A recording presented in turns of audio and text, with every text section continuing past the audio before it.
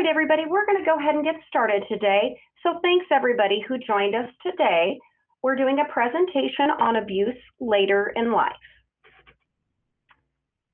So there's going to be two people on the presentation today. So the first one is Laura. And Laura, can you please introduce yourself? Yes, thank you very much. Can you tell me you can hear me? I can hear you. Can you hear me? Okay, I great. can hear you, Laura. So, yes, Kimberly just reached out to me because of my position in DAS. I'm the domestic violence program manager. So she just asked for any additional advice. She's really put together a very good presentation today on late life domestic violence.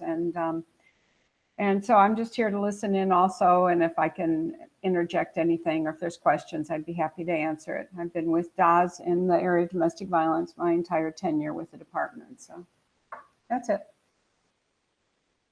Great. Thanks so much, Laura. I appreciate it. So my name is Kim Lanker, and I'm the Senior Quality Assurance Manager for Adult Protective Services. And I worked for Adult Protective Services for about 4 years. Prior to that, I worked for about 22 years for the Department of Child Safety. I've also worked with the mentally ill population. I did go to Arizona State University. I completed a program to become a certified public manager. And I've done presentations for both Adult Protective Services, the Department of Child Safety, World Elder Abuse Awareness Day, and the Child Abuse Prevention Conference. And just in my spare time, I like to hike. I do have 2 teenagers, so I do often like to sleep. So also included in our presenter background, in case you guys have any questions, need something after the presentation, we've included our email address. So please feel free to reach out to us. Okay, we're going to go ahead and get started. The Lunch and Learn today is covering some information about abuse later in life. At the end of the presentation, there's going to be some resources on obtaining help, support, some websites to find information on abuse later in life. And like I said, we're going to get started on that. So according to NCAL, which is the National Clearinghouse on Abuse in Later Life, they define abuse later in life as the willful abuse, neglect, abandonment, or financial exploitation of adults ages 50 and above by someone in an ongoing trust-based relationship with the victim. So when I talk about a trust-based relationship, that includes a spouse, a partner, family member, or a caregiver. So NCAL also considers sexual abuse of an older adult by anyone, that would include a stranger, to also be abuse later in life. So when NCAL looked at this definition of abuse later in life, they don't include other types of abuse committed by strangers. So if that adult were to be assaulted, their purse were stolen by a stranger, or that adult is self-neglecting themselves, that would not be considered abuse later in life. But what they do look at in this definition, they look at kind of this intersection of domestic violence, sexual assault, and elder abuse. Where do these 3 things come together? And that is what they're defining as abuse in later life. All right, so when we look at abuse later in life, it's very similar to the dynamics involving younger victims. So one of the abuser's goals is to maintain control and power over the victims. So when you listen to victims talk, they really talk a lot about the control that the abuser tried to have over them. The abuser really wanted to control what the victim did, what they wore, who they saw, and who they talked with. So it's kind of that common theme that you're going to hear from a lot of the victims, is that control and power. Abusers intimidate and manipulate the victim for their benefit, and the abusers often do whatever is necessary to get what they want. All right, So we're going to look a little bit at domestic violence and people with disabilities. So according to the National Domestic Violence Hotline, as we know, anyone can be a victim of domestic violence, but people with disabilities are more likely to experience abuse than people without disabilities because abuse is about power and control. Again, we're hearing those terms, power and control. People with disabilities may face unique challenges and barriers to accessing support. So what are some of these red flags that people with disabilities are going to see? So a lot of them are going to be the same for everyone, but a person with a disability may experience non-traditional signs as well. So the abusive partner may do things like steal. So they could withhold a Social Security check, other money they get, things like that. They might tell them things like, you're not allowed to have a pain flare-up. You're not allowed to feel bad. They might use gaslighting. So gaslighting is a term that is from a movie that is made to make the person feel what they're thinking is just crazy, that they're faking it, that it's not true. They might shame or humiliate the person. They use their disability against them to make them feel bad. They shame or humiliate them with their disability. They might withhold their medication, something that they really need because of their disability, or they purposely over-medicate them to make them sleepy or just not feel good. They instigate sexual activity when they know their partner is not capable of consenting. So they withhold, damage, or break assistive devices. So maybe that person for mobility will need a wheelchair, a scooter, maybe a walker, a cane. They'll take it away from them. They'll break it. They damage it in some way. Or if that person has a service animal, they might threaten or harm that service animal to control that person. So again, it's about that power and control.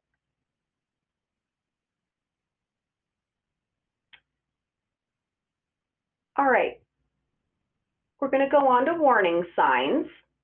So these might be some of the warning signs that you might notice from a friend or family member in that late life abusive situation. So these aren't going to be all of them, but some you might see. Their partner or family member puts them down in front of others. So what you might see is the abuser calls this victim names, shames, or humiliates them at a get-together. So maybe at a family barbecue, that abuser is calling them stupid or other names. The victim is constantly worried about making their partner or family member angry. So the victim is spending some time with a family or friend, and they're very worried about being late. They're worried about even being there. Is that person going to be angry with them? You know, they're worried about leaving right away because they don't want to get home and that person's going to be angry with them. The victim will often make excuses for their partner or family member's behavior. They'll say things like, you know, they were just tired. You know, they were just drunk. That's why they did it. You know, they were just having a bad day. Things like that. The victim has stopped spending time with family and friends. So that's another common thing you're going to hear from victims is that isolation. They're being isolated from family, from friends, from the outside world. So that's a very common thing. The victim is depressed or anxious. You'll also notice a change in their behavior. So, like I said, it's not uncommon to see that they're becoming more and more isolated from family and friends. And the reason for this is it's much easier to hide what's going on in the house. So if this person has injuries or there's other concerns going on in the house, if nobody's allowed to come to the house and the victim's not allowed to leave, nobody's going to see it, right? So victims will have excuses for their injuries often. They'll say they fell, they tripped, that's why they got hurt.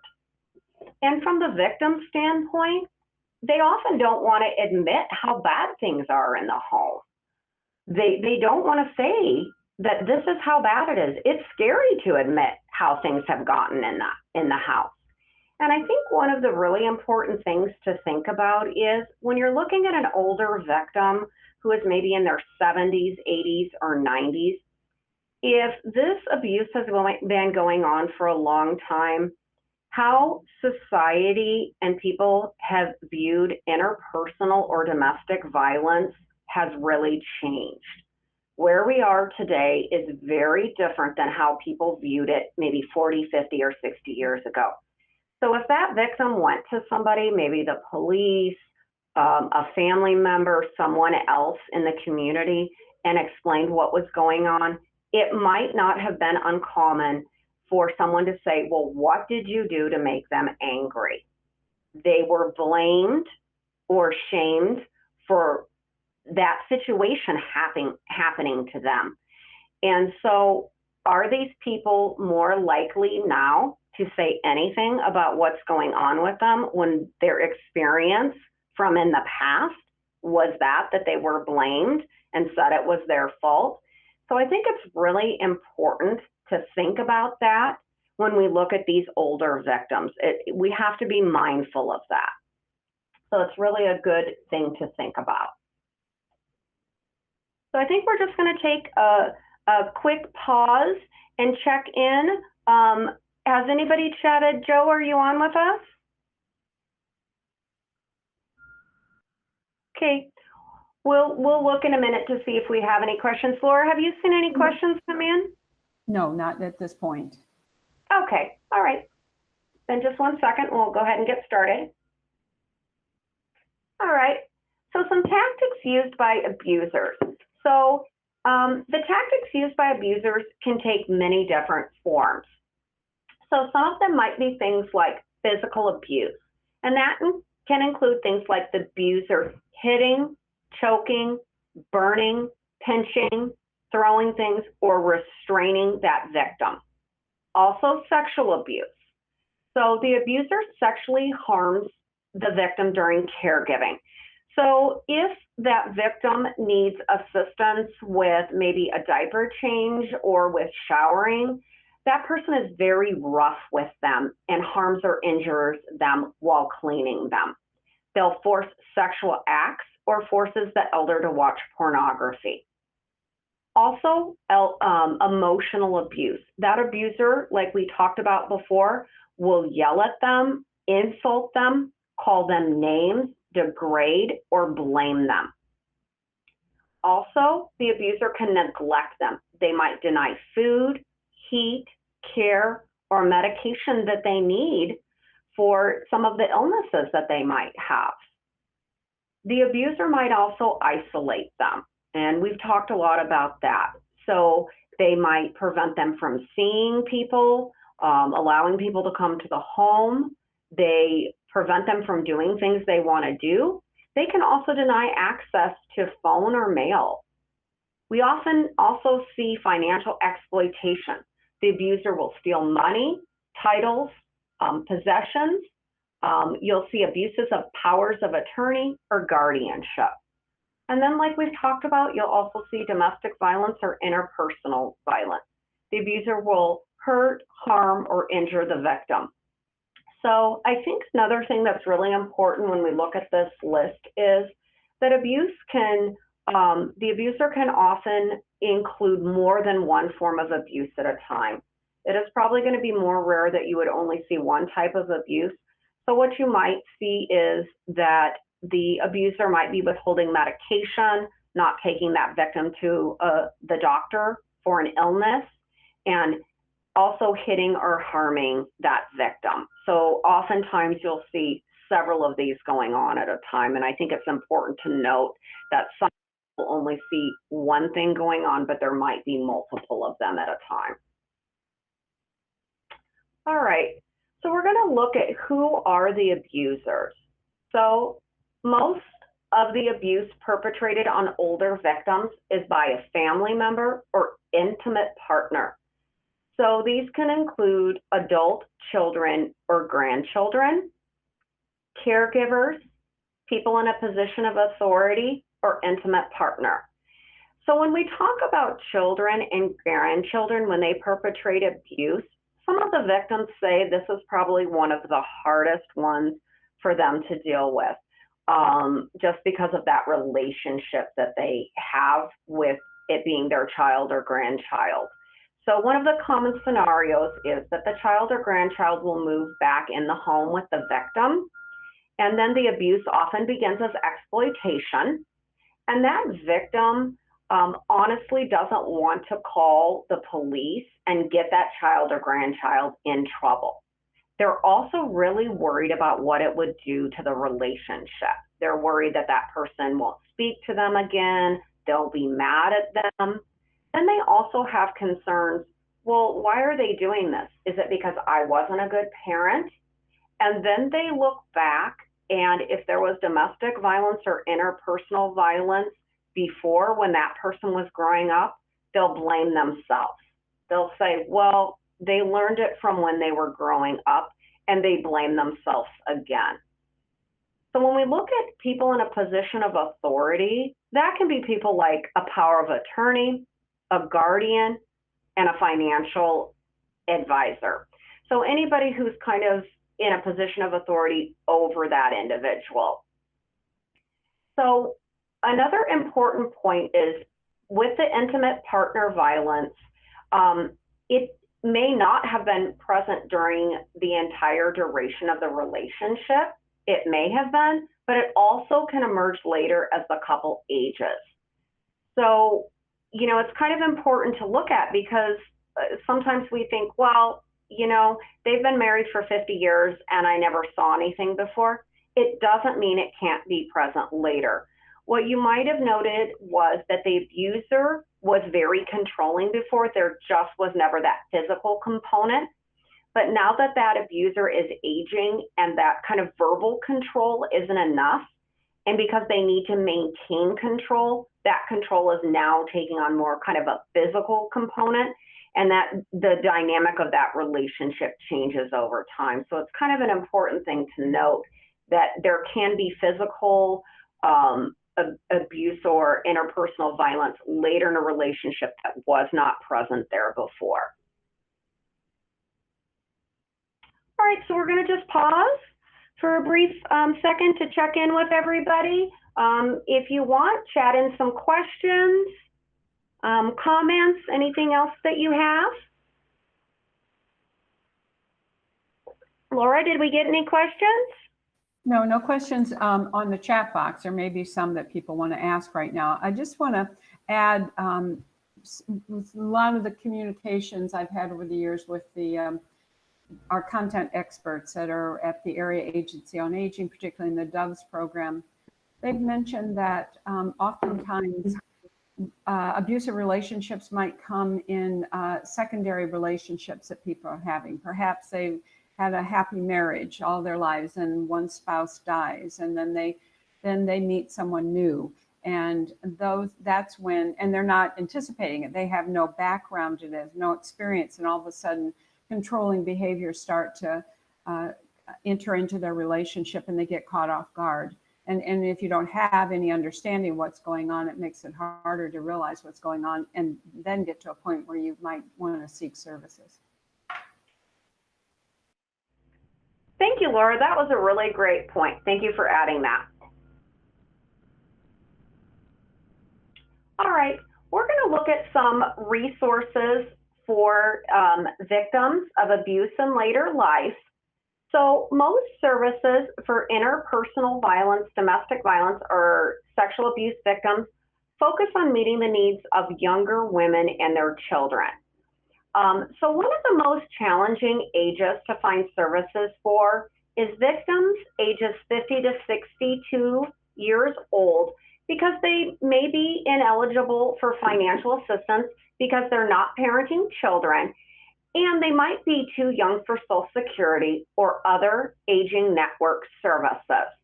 So there are several agencies in Arizona that do have services to help support victims of late life abuse, and we're going to review a few of them in this resource section. And thank you, Laura, for that great tie-in. The first one we're going to look at is the DOVES program through the Area Agency on Aging, and that is in Maricopa County. And it does help victims of late life domestic violence. So these are folks ages 50 and above, overcome the unique challenges that older victims face when they're trying to leave their abusers. So some of the services they offer are case management, support group meetings, crisis intervention, emergency transitional and interim housing, job readiness and search, transportation. They also will help with a lot of different applications that person might need, and then food, clothing, and toiletries as needed. So it's a really great service here. So one of the main barriers that a lot of older abuse victims face is really housing. Housing can be a big challenge for people when they're leaving an abusive situation. So the Foundation for Senior Living does provide some affordable housing for individuals and families in Arizona. And they have quite a few different services. They have things like adult behavioral health therapeutic homes, assisted group living, adult foster care, apartments for rent, and that's all in Maricopa County. And then in the Tucson area, they do have an apartment community for ages 62 and above. So it's a good option for people who need that support with housing, because that's one of the first things that victims need when they're leaving is a place to live. So the next thing we want to look at is the CAS, or the Central Arizona Shelter Services. So this is Arizona's largest and longest emergency homeless shelter. So they do offer quite a few services for older veterans and seniors who are homeless. And they've recently partnered with the city of Phoenix with this Project Haven, which has 95 separate units with basic services right on site to help with the homeless senior population. And these services include emergency placement, case management, service referrals, and expedited rapid rehousing. So one of the interesting things with CAS is 29% of their homeless clients at CAS are seniors, and that number is expected to continue to grow. So very interesting. All right, so the Justice Center can provide support and guidance for many different areas for our folks that are seniors that are either homeless, veterans, or have experienced abuse later in life. And oftentimes, one of the things that's going to happen, if a victim has to leave an abusive situation right away, they might be unable to take all the documents that they need. You know, their birth certificate, social security card, things like that.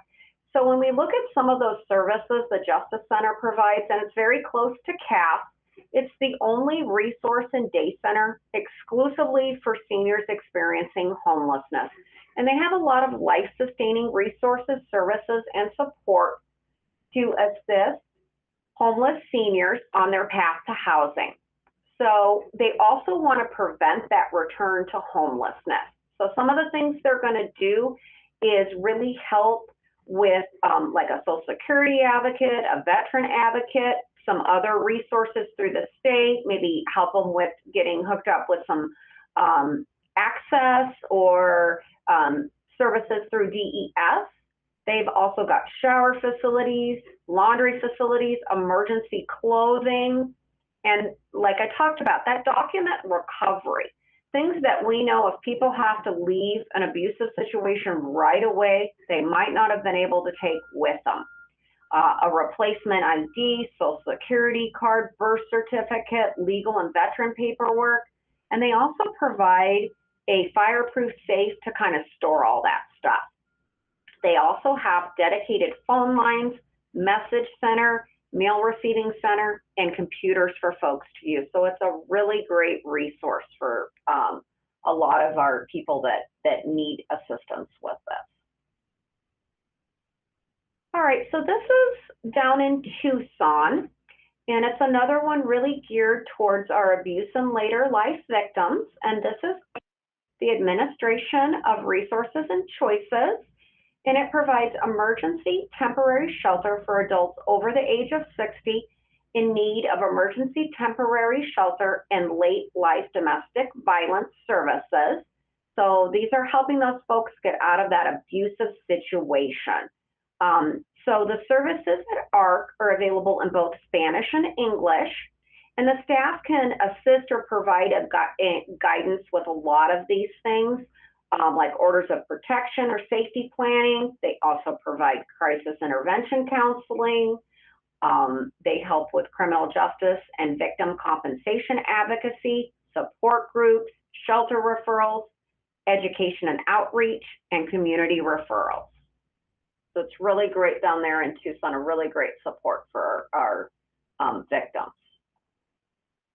So we had talked earlier about our victims with disabilities. So here's just a little more information about that.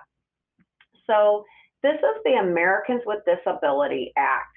And it basically is saying that this provides protection from discrimination for people with disabilities. So one of the important things to note is that under this ADA is that services like domestic violence shelters and other things such as counseling services, legal services, translation services, doctor's offices, and shelters must be accessible to people with disabilities.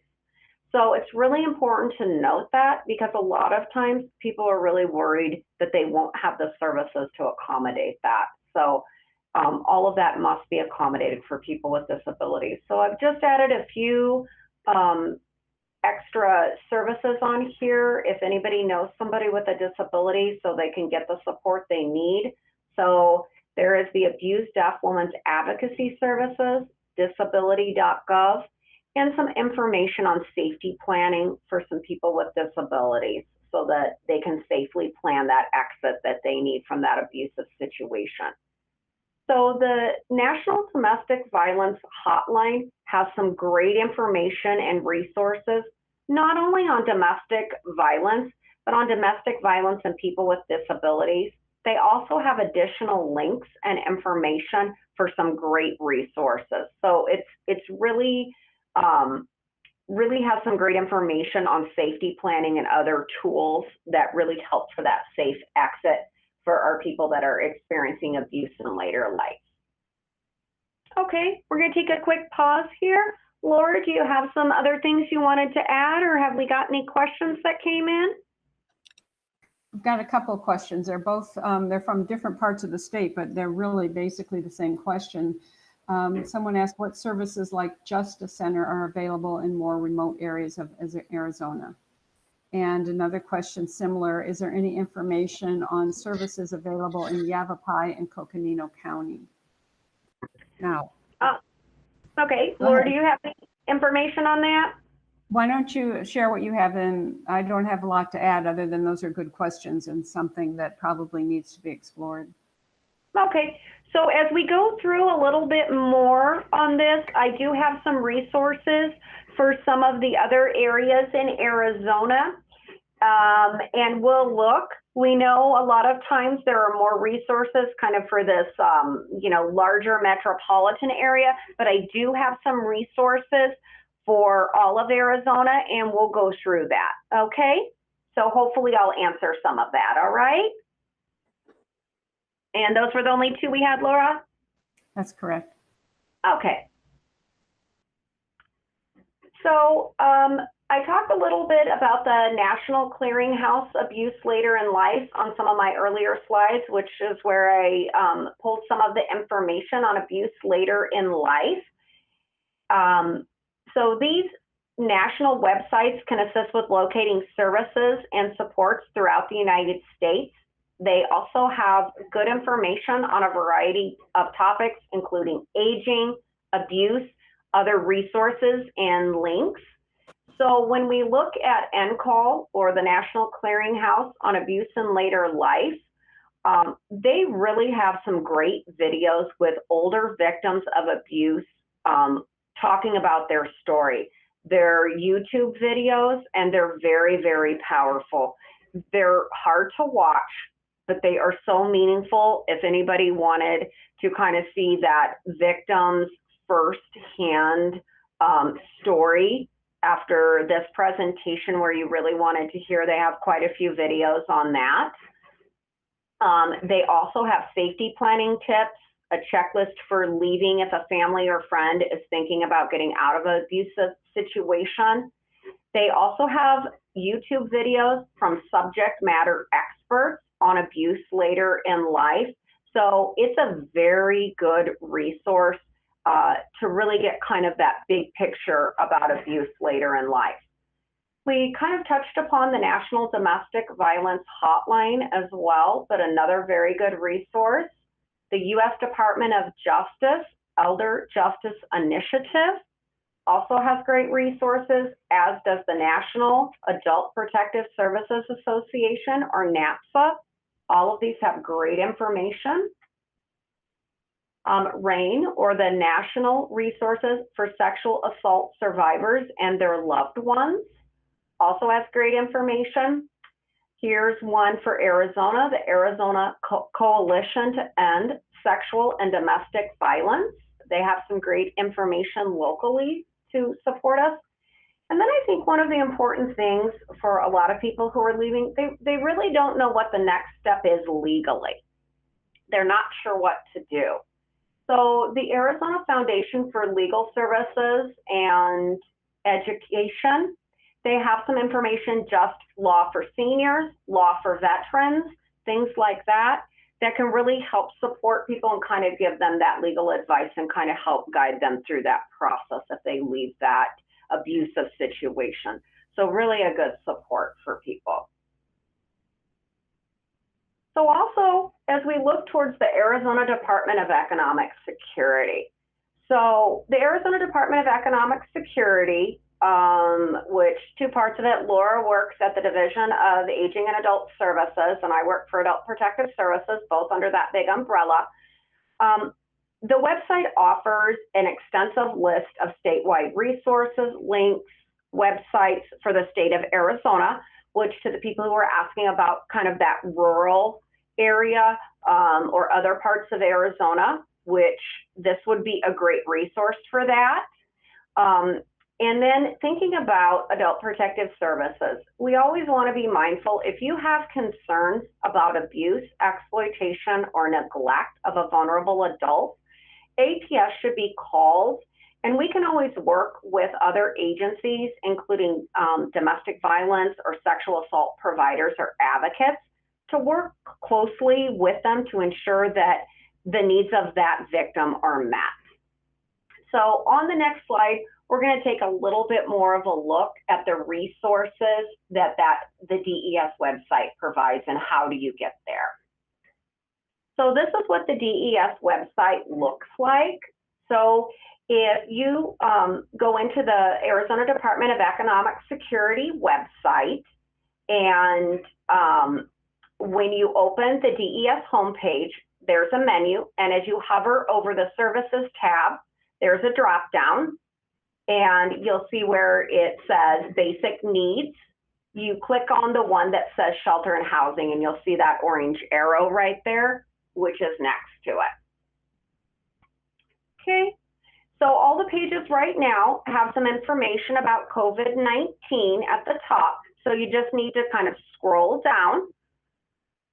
And once you scroll down, what you're going to see is a menu bar on the left-hand side. As you can see, there are a variety of types of resources that can really help our victims. So it can be things like adult protective services, food assistance, medical assistance, and shelter and housing, which is where that orange arrow is. So under shelter and housing, once you click that drop down, you'll see topics such as domestic violence, homeless services, short-term crisis services, and utility assistance. So if you click on that one that says domestic violence, it's going to take you to the window that looks like this. Okay? So once you're here, you click on, you can see where the bottom orange arrow is, click on the domestic violence contracts directory, or click in the middle of the page where you see the one that says domestic violence services.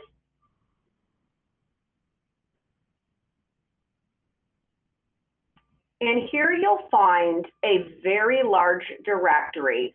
This list displays a lot of information for all of Arizona. They give the location, services provided, what county, phone numbers. There's also a link in all of those to all of those service providers for all over the state of Arizona. And additionally, you can click on the additional sexual and domestic violence resources in Arizona and find a PDF of additional resources. So there's really great information on the DES website for the entire state of Arizona. Laura, did you want to add anything to this before we move on? Well, I'm glad you pointed that out. And again, if you go into those directories, it's available on our website. Those hyperlink you right to the organizations. I think that while these are resources related in general to domestic violence, all of them, as Kimberly pointed out, under ADA and our contractual requirements are there to serve any victims of domestic violence. So I would use them as a primary resource, even if you're specific to later life, because if they can't, they don't feel like they could provide the right kind of service, and they should be directing you to somewhere else. The other thing, the question about homeless, Justice Center, particularly the question about Justice Center, that's more of a homeless program. So I don't know if we have at least one of our homeless experts on the call here, and maybe there's some additional resources in other parts of the state that might replicate what the Justice Center is trying to do. That's it. Great. Thank you so much, Laura, for adding that. I really appreciate it. Okay, so here's a little more information. So this is a lot about the different information for each of the counties in Arizona. These are the area agencies on aging, which are a great place to call for services. If you just have a question, you're not really sure where to begin. So you just want to know some additional information. So the first one is the Area Agency on Aging for Maricopa County and their senior helpline. The next one is the Pima Council on Aging for Pima County and their helpline. For Apache, Coconino, Navajo, and Yavapai counties, it's the Northern Arizona Council of Governments. Next, for Yuma, La Paz, and Mojave counties, we have the Western Arizona Council of Governments. And then for Pinal and Gila area, we have the Pinal-Gila Council for Senior Citizens. And then we've got Cochise, Graham, Greenlee, and Santa Cruz. We have the Southeastern Arizona Council of Governments. The Navajo Nation has their own area agency on aging. And then the other one, other 21 tribal nations have their own area agency on aging, which is the Intertribal Council of Arizona. So these are some great resources to find those resources kind of in your local area to find out what's available. They're going to have that most up-to-date information. They're going to know what's available in that area. So they're a great resource to call.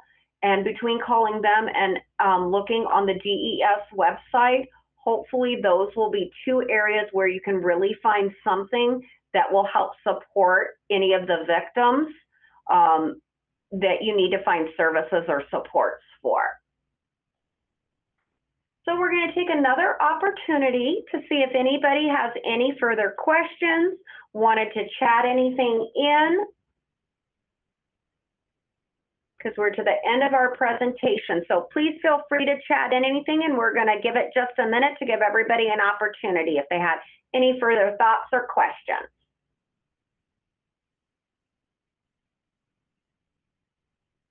Laura, did we have anything else come in? Not yet. Not yet? Okay, well, if anybody has any questions that they think of later, something that they forgot and think of later, or it didn't get answered, please feel free to email me. Like I said, my email was at the front. Like I said, my name is Kim Lanker, so it's klanker@azdes.gov. You can feel free to email me. I will try and follow up with all of that. So we'll go to our very last slide, which is, we are so glad you joined us today. Okay, feel free to reach out with any questions. And there is going to be a copy of this presentation on weadaz.com. So there'll be a list of all these resources that were in there. And we so appreciate you taking your time to join us today. Thank you, everyone. Any other thoughts, Laura, before we hang up? I did have someone ask about where they can get a copy of the presentation. You've done an excellent job, Kimberly, absolutely very thorough with lots of resources. So why don't you repeat the link that people can see the presentation on?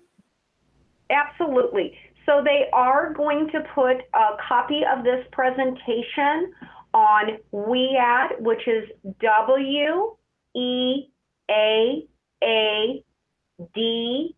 as in David, AZ.com, and it will have all of those resources and a copy of the presentation. Great. And I just typed it, hopefully I typed it correctly into the chat box, so. WEAAZ.com. Okay. Yeah, World Elder Abuse Awareness Day is what the WEAD stands for, and then it's AZ because Arizona has their own, .com. All right, so there'll be a copy of it on there. And again, thank you, everybody. I really appreciate everybody joining, and everybody have a great day and stay safe out there. And thanks again. Bye.